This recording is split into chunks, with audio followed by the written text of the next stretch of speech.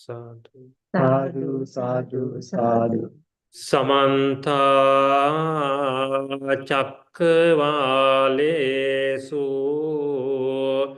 Atra Gachanto Devata Saddhammang Munirajas Sunanto Sagga Mokkadang Dhamma Savana Kalo Ayang Badanta Dhamma Savana Kalo Ayang Badanta Dhamma Savana Kalo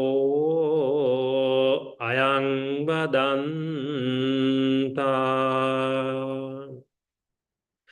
Namo tassa bhagavato arahato samma sambuddhassa Namo tassa bhagavato arahato samma sambuddhassa Namo tassa bhagavato arahato samma sambuddhassa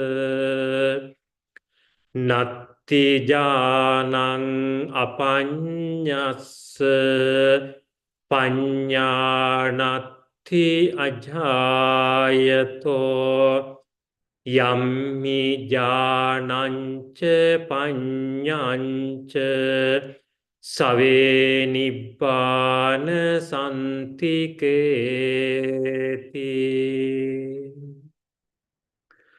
First of all, I would like to pay my respect to the most venerable Agga Mahapandita, Dr.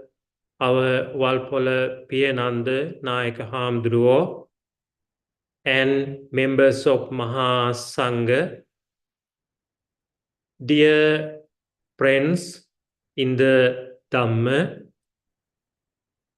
in this moment, you are going to hear the Dharma or the words of the Buddha which cause to make our mundane and supramundane progress. As it came to know, you already practice meditation before this short Dhamma talk. Therefore, your minds are very peaceful and concentrated.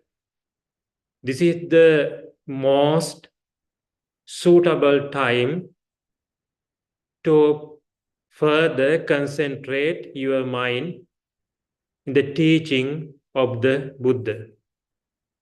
Today, our Sylvia Agmedo, or the given Pali name Satima, one of the devoted devotee of our Dharma Vijaya Buddhist Vihara, is sponsoring this Dhamma talk because of she want to bless upon her dear mother.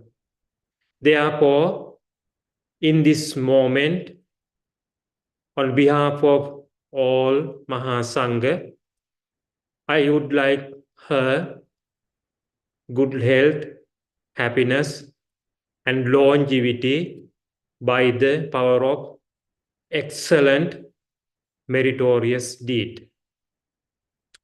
This dana, that means sharing dana, is the most excellent gift as explained by the Buddha.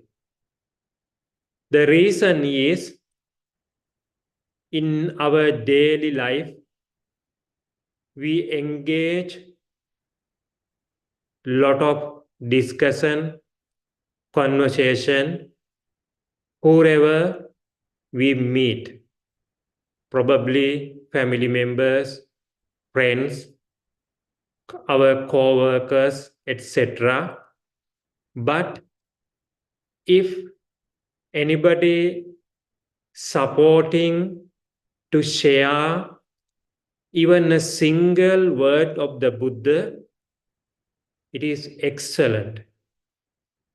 The reason is, even a single word in the teaching of the Buddha is very helpful to bring happiness, calm to our mind, and make any material or immaterial progress.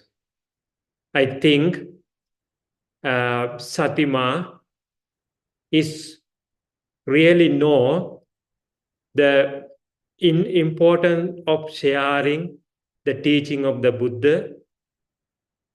So that might the reason she selected to bless upon her mother through the teaching of the Buddha.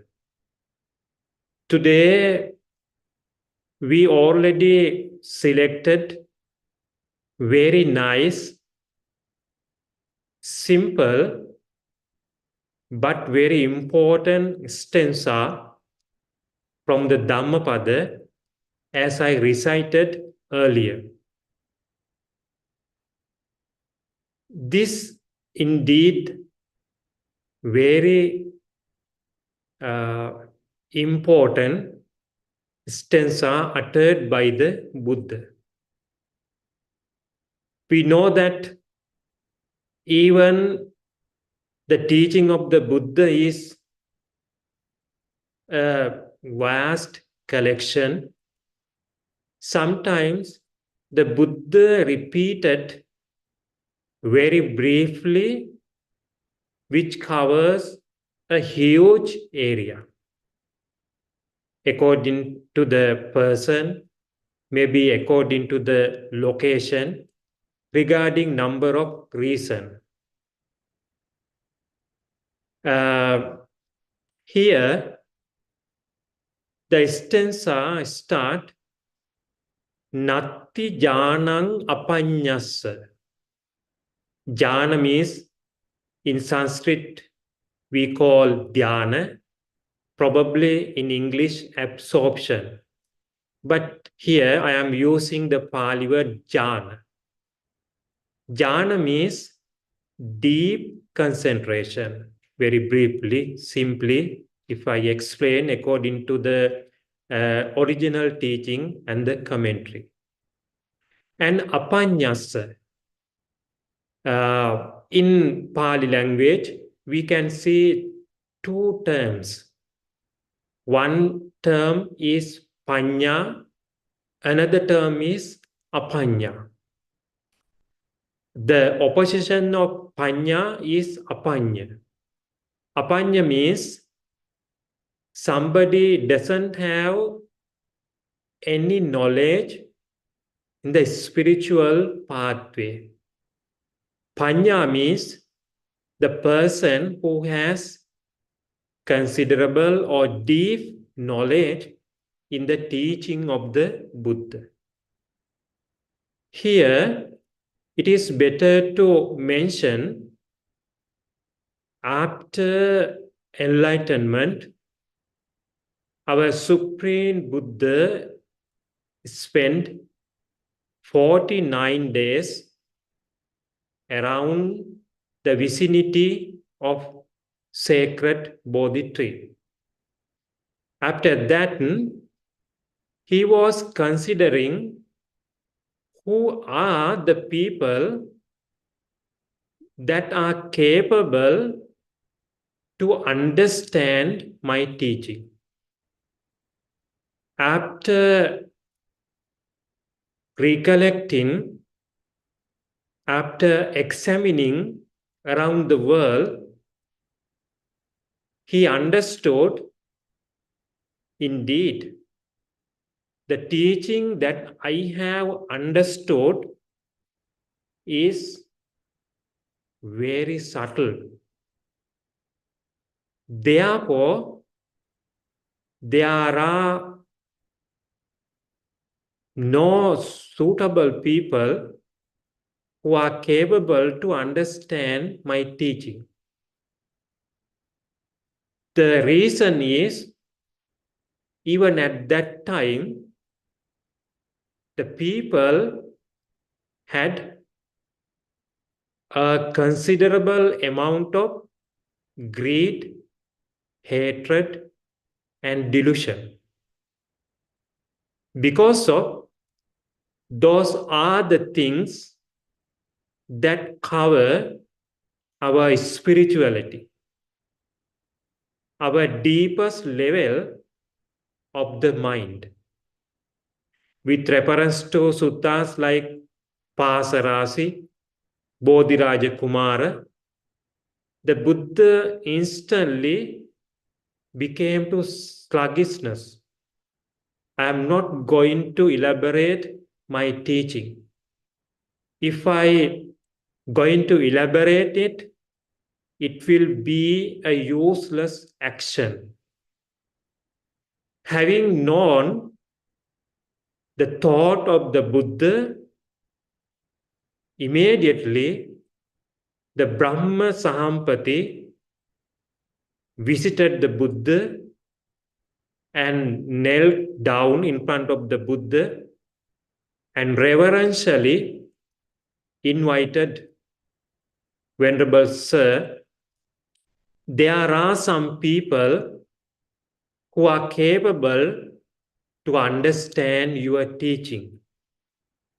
Therefore, for the happiness of many, welfare of many, let you teach whatever you have already understood.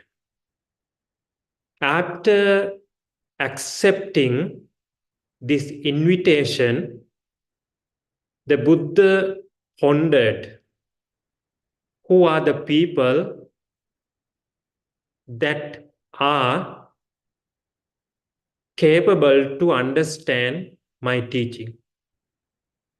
Then he thought Alarakalama and Uddakarama, one of the two teachers of Bodhisattva.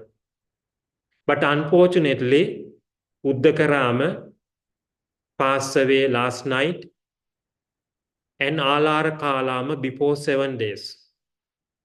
After that, it came to know the 5 companions we call Panchavagya are the ascetic who are capable to understand my teaching. Then the Buddha visited to Benares, and after that he explained, as many of us know, the first sermon of the Buddha, Dhammacakkappavattana Sutta, later on Anatta Lakkana Sutta, which caused to remove the dust of greed, hatred, and delusion from the mind of Kondanya, Vappa, Badhya, Mahanama, and Assaji. Because of they have been practicing longer time meditation. Not only that, in this samsaric journey, they have determined to be awakened people in a awakened one like our Gautama Buddha. That's why they got the chance to hear the teaching of the Buddha at the first place and to become the disciple, the first group of disciple of the present Buddha. That is the reason in this instance to mention, if somebody hasn't the wisdom, that person isn't able to practice jhana. And also, panya natti ajayato. Ajayato means if any person doesn't practice meditation to concentrate the mind, he is not going to get the real knowledge as pointed out by the Buddha. Let us think about the Noble Eightfold Path, as everybody knows. The first link of the Noble Eightfold Path are Samma Ditti and Samma Sankappa. Samma Ditti means the right vision. Right vision means to investigate what is the right thing and what is the wrong thing. If anybody is able to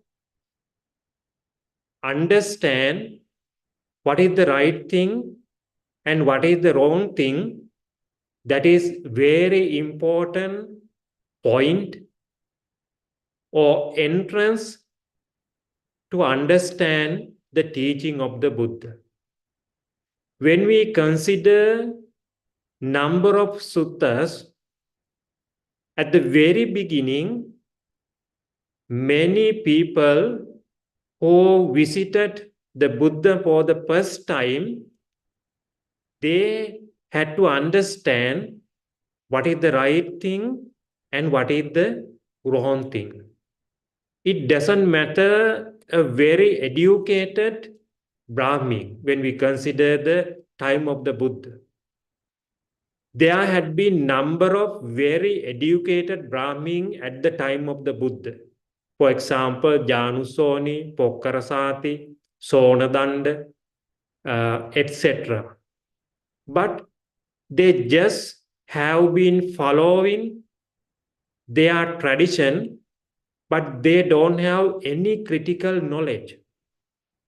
Another best example is the Vasala Sutta. Having seen the Buddha, that Brahmin blamed the Buddha in a very bad way. He addressed the Buddha as Vasala, outcast.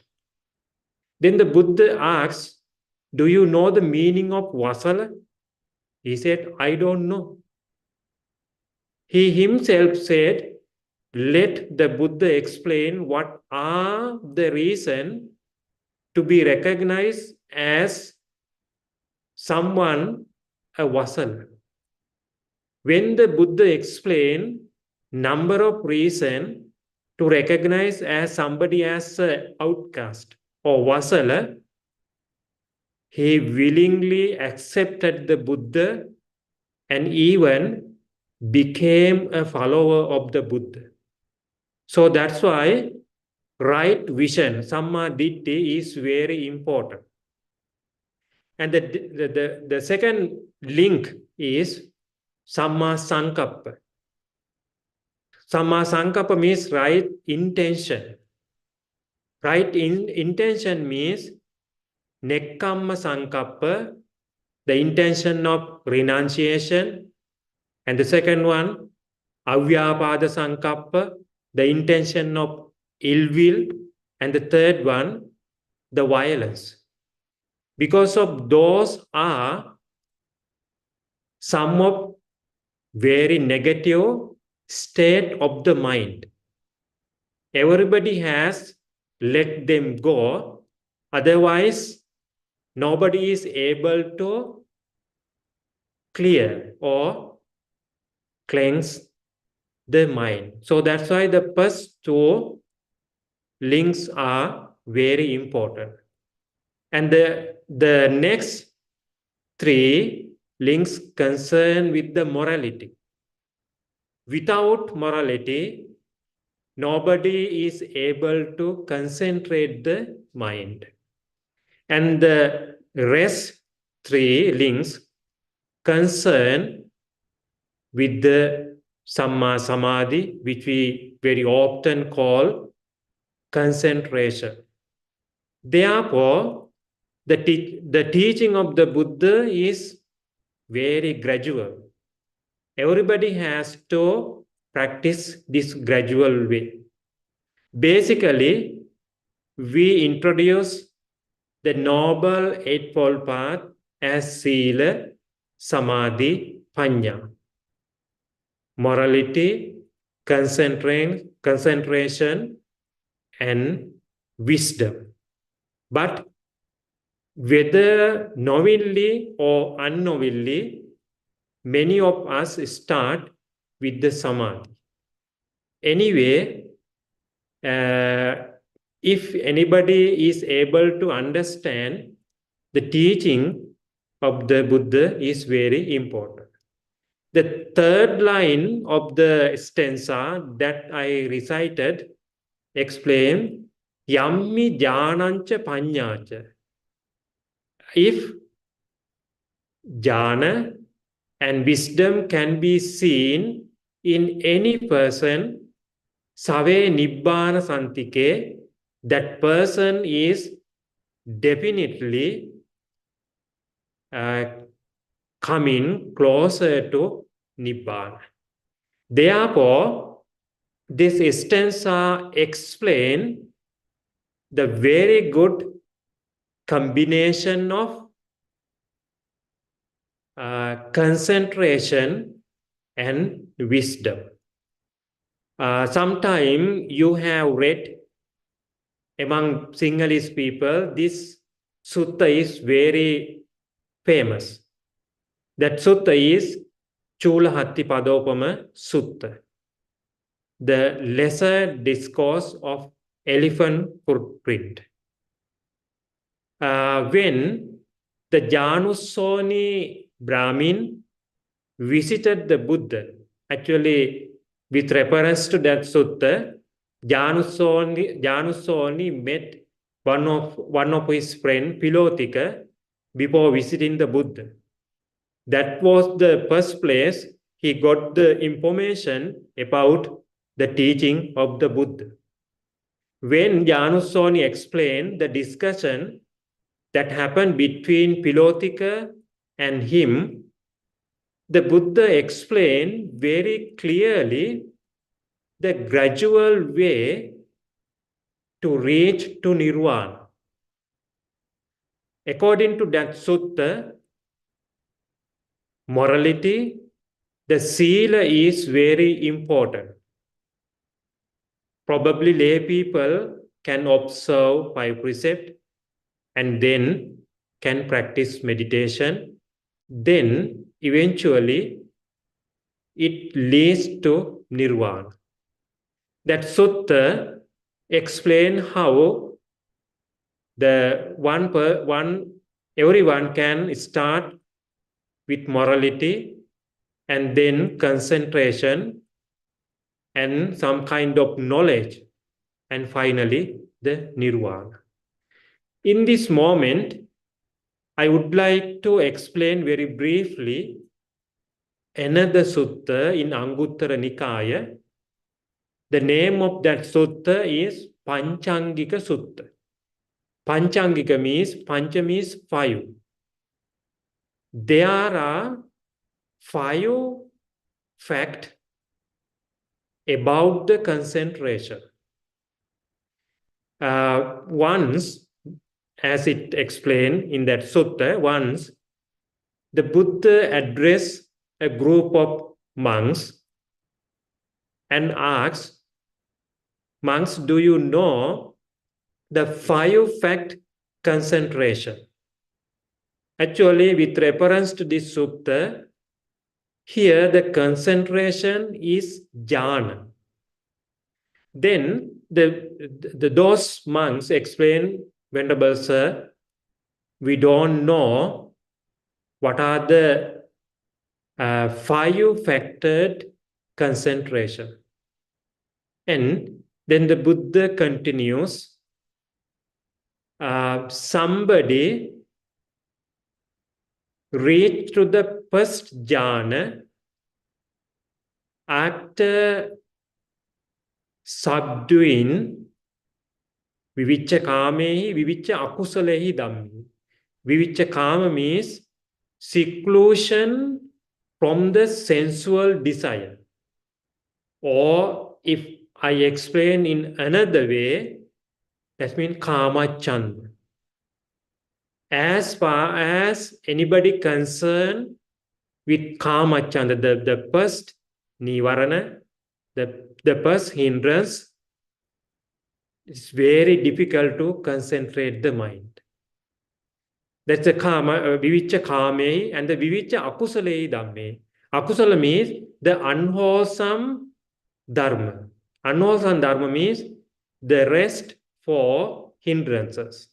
Vyapada, tinamidda, uddacha kukkucha, and vichikicca.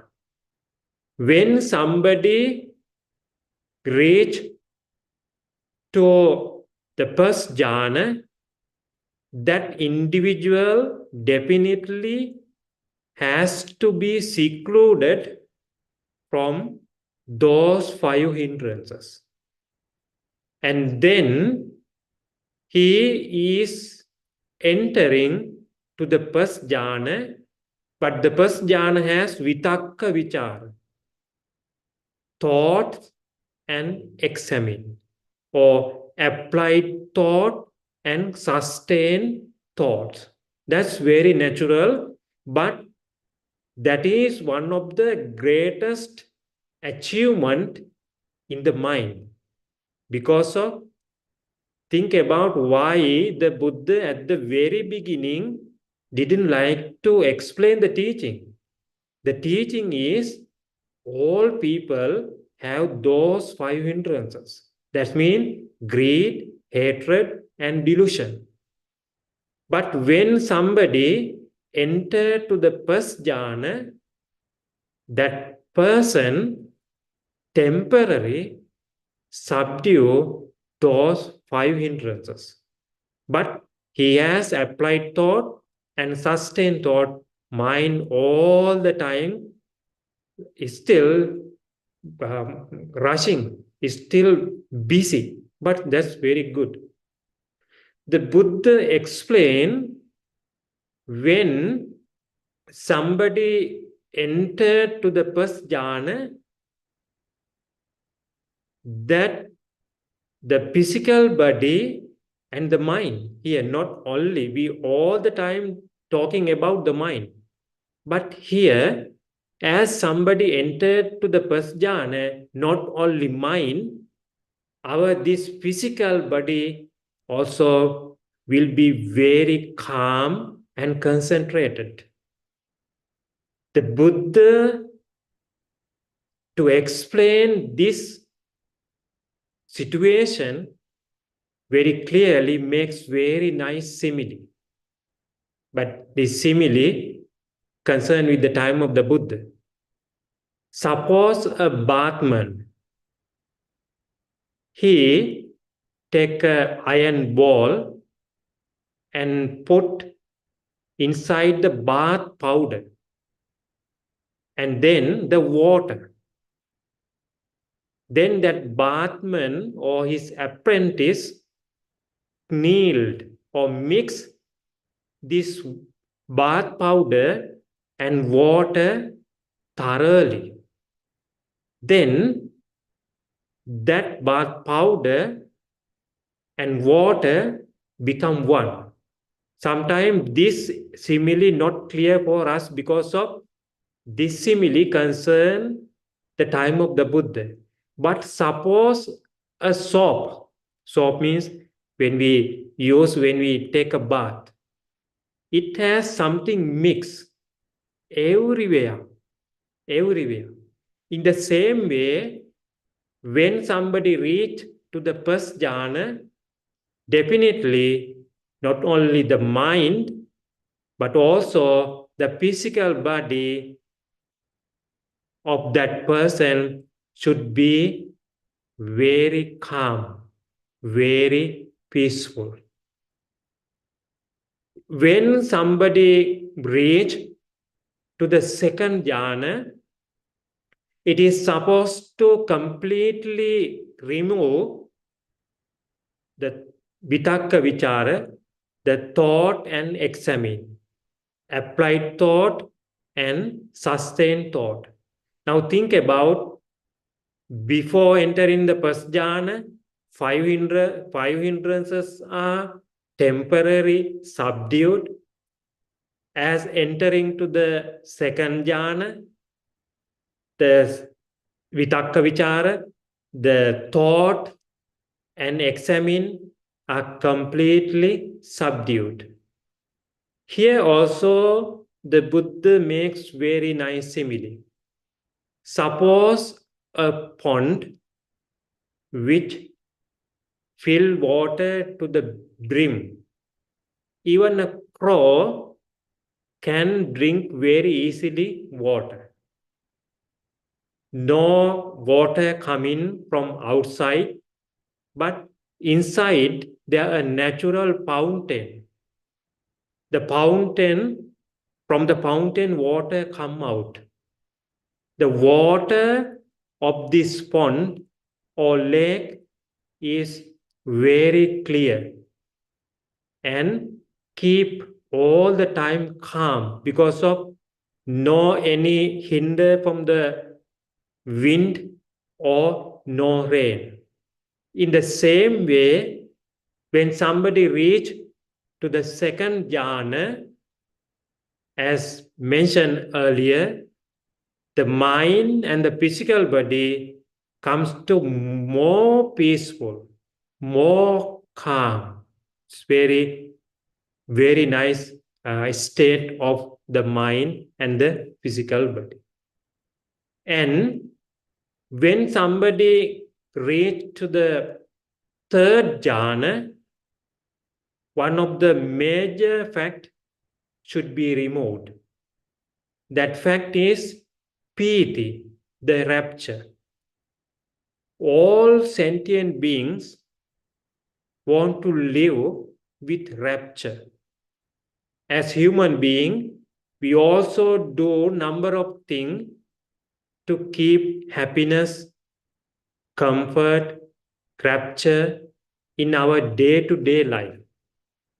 But in Buddhist point of view, the piti or the rapture also a hindrance to the mind. So that's why in the third jhana, the rapture or piti also should be subdued temporarily. Then, rather than the first two levels, in the third level, the mind and the body, it seems like become one and very like unthinkable moment, unthinkable state for the people like us, but that's a very natural state of the mind for liberated one. The Buddha here also makes very nice simile in order to make clear this matter well. We have seen the lotus pond, the lotus stalk from ground to the top of the water level. The stalk completely drenched with water, every side. In the same way, when somebody reach to the third jhana, it's like a lotus stalk everywhere, from head to toe, The physical body also very peaceful, and mind also really concentrated than the two beginning state levels. And when somebody reach to the fourth jhana, it's better than the beginning two two levels, two state of the mind. Because of in the fourth jhana, it is supposed to subdue the equanimity. Equanimity means the upekka. The reason is all the time we have studied that upekka is very important because of sukha, dukkha, upekka. Neither comfort nor worry in the mind. But upekka also have to subdue because of it also a hindrance to the mind.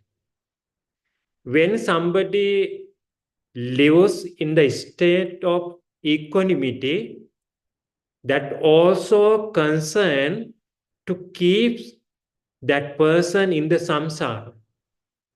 For lay people, upekka means the connection with the family members. We call the in Pali language Gehasita Prema. Gehasita means lay people are going to develop the connection with family members, relatives. So that's why upekka also have to subdue in the fourth jhana. In here also, the Buddha makes very nice simile. Suppose a person sitting probably on the ground, but he is covered with a white cloth from head to toe. Nobody can see who is inside. In the same way, when somebody reach to the fourth jhana, it is better than the beginning three state of the mind, and there is a good combination with mind and the body. Those are the four jhanas, and those are, I explained already, four factors. The fifth factor, probably you have heard, that's also very important in this context.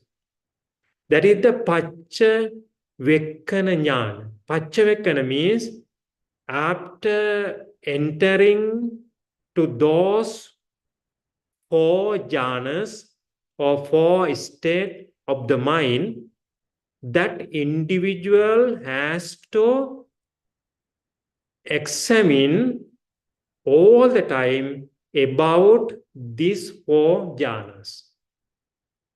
That means what are the nature of those four jhanas? Probably it is clear because of before entering jhana, we have to do something. One by one, when we enter to the jhana, we have to temporarily subdue some negative mental state. But after reaching to the fourth jhana, in the fifth state, that individual has to very often ponder what is the nature of those four jhanas. So that's why in this sutta, the Buddha mentioned to the monks the four factors concentration. Actually, even here, the Buddha used the samadhi. He explained the jhana, four jhanas, and then the fully concentration of the mind. Therefore, I think this sutta is very important. And then the Buddha continues, when somebody reach to the jhana, the mind is really concentrated.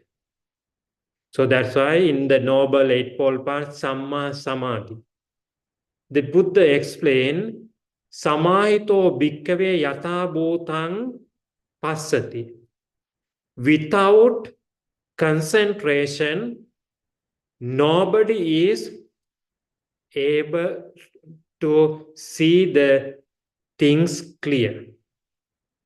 Probably you can think, oh, we have eyes, we can see clearly everything. But that is not the meaning here. Here, meaning means to see the absolute nature of all conditioned things. Otherwise, there had been number of people in the time of the Buddha. There had been number of very famous religious teachers. We know that there had been 6 heretics teachers, Shat Sastru, we call in Sinhalese language, and there had been 62 heretics views with reference to the teaching of the Buddha. They also had eyes, but nobody saw the things like the Buddha.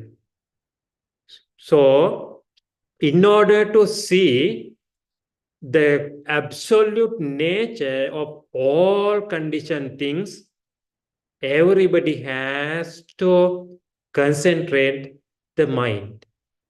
Then the Buddha explained, when somebody develops those 4 jhana, that individual is able to have the psychic power. That means he is able to create miracles. That's a certain knowledge in the teaching of the Buddha.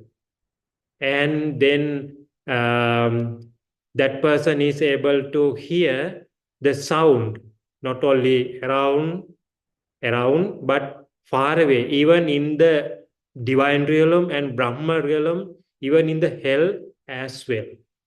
And that person is able to see the form, not only around, but also far away, even in Brahma world, even in hells. And finally, that person is able to eliminate the whole defilement, cankers, or influxes, then reach to nirvana. When we consider that sutta, the 5 factors, Panchankika Sutta, it gradually explains the importance of jhana and how jhana leads somebody to reach to the nirvana.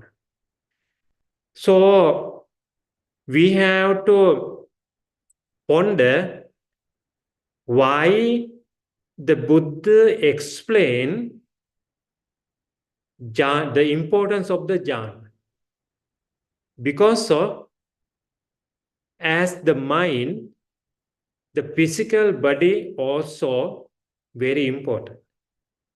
When we read the Satipatthana Sutta, the mindfulness sutta, the first thing that we study is Kayanupassana, the contemplation of the physical body. And then Dhammanupassana, the mind object. Everywhere, the Buddha explained the good combination of physical body and mind. The reason is, when somebody reaches to the nirvana, mind, not only the mind, that person has to tame, cultivate the physical body as well. There is a particular sutta. The name of the sutta is Ayogula Sutta. Ayogula means iron means the iron. Gula means the ball. Iron ball. Once Venerable Ananda asks, how do you feel, Venerable Sir, when you concentrate the mind and the physical body? The Buddha explained, Ananda, when an iron ball is heated, that iron ball come to lightness, otherwise very heavy. Think about our physical bodies. We have to make our own effort to bring our physical body from place to place. But when somebody thoroughly concentrate the mind, then physical body also become to very lightness. That's why the Buddha and his disciple like Venerable Sariputta, Venerable Moggallana had incredible miracle, the psychic power. The Buddha, sometime Venerable Moggallana, Mahakassapa, Anuruddha, they visited to heavens very quickly, within millisecond, because of the good combination of physical body and mind. When they reach to divine realm, they didn't keep the physical bodies here, but they went there, their physical bodies.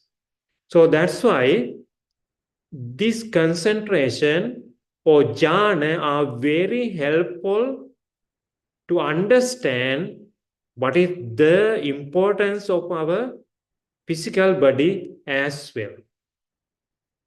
Now, you may think, do we have to complete all 4 jhanas to understand the liberation? There had been number of people even in the time of the Buddha who practiced jhana, and they also could reach to divine realm. For example, we know that Asita, the teacher of King Suddhodana, the Buddha's father, while the Bodhisattva was born, he was in the Tusita heaven. He knew that King Suddhodana right now had a child. Then he came to the palace.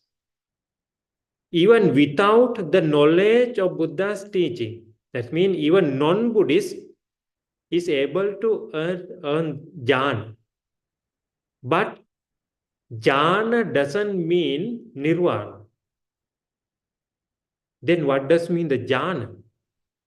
Jhana means temporary comfort for the mind if anybody doesn't know the teaching of the Buddha. If anybody knows the teaching of the Buddha, even the first jhana enough to reach nirvana. Why? What is the meaning of Buddha's teaching? That means impermanence. If anybody knows the absolute nature, this changing nature of all conditioned thing, even the first jhana enough to reach nirvana. Otherwise, if anybody earn the first jhana, he doesn't know the impermanence. He is supposed to has a greater comfort in the mind. That's very excellent. But the problem is, he is supposed to continue the samsara. He is supposed to continue the samsara. Why? If anybody doesn't know the impermanence that cause to continue the samsara, it explained in Seka Sutta in Majjhima Nikaya, Attaka Nagaraka Sutta in Majjhima Nikaya. The Venerable Ananda explained, according to the teaching of the Buddha, when somebody earns the first jhana and knows the impermanence, he is able to reach nirvana. Suppose when somebody earned the first jhana or entered the first jhana and passed away, he is supposed to get rebirth in the Brahma realm. We know that there are 6 divine realms: Chatur Maharajika, Tavatinsa, Yama, Tusita, Nimmadati, Paranimmita, Vasavatti. And after that, Brahma Parisajja, Brahma Purohita, Maha Brahma. Those are the Brahma realm. In those realms, the Brahmas are the people who earn the first jhana. That's why they are living there peacefully. The peace of their minds are very difficult to explain, but they live there temporary. The lifespan over there is very long. But if they are not able to understand this impermanence nature, they have to continue the samsara. So that is the very good thing and the bad thing of jhana. But the Buddhist followers are very lucky because of when they know the absolute nature of all conditioned things and how to use even a single jhana to achieve liberation, that is excellent thing. Venerables like Venerable Sariputta, Moggallana, they enjoy the state of jhanas. Once when Venerable Kottitha asked Venerable Sariputta, how, Venerable Sir, you are right now living? Then Venerable Sariputta explained, now I am living, enjoying the jhana. How? I am, whatever jhana I want, I enter to that jhana. That means very expert ones like Venerable Sariputta Moggallana, they can reach to whatever jhana they want because of they have practiced their mind, not like other venerables and other people. Anyway, with reference to Buddha's teaching, it seems that there is a good combination between mind and the physical body. When somebody practices very often, that person is able to synchronize the physical body and mind. And mind, the jhana definitely help to reach nirvana very quickly when somebody follows the teaching of the Buddha. So that's why the Buddha explained in that sutta, Yammi jnanancha panyancha save nibbana santike, when somebody very often practice jhana with the knowledge of Buddhist teaching, that person is supposed to achieve liberation very quickly. Therefore, I think this stanza, even it seems very simple, but it provides a very deep meaning about the importance of concentration and wisdom in the teaching of the Buddha. Buddha's teaching, once the Buddha mentioned, Panyavantasayan Dhammo Nayan Duppanyasa. My teaching is for wise people, not to unwise people. Here, wise people doesn't mean whoever has earned the highest degree.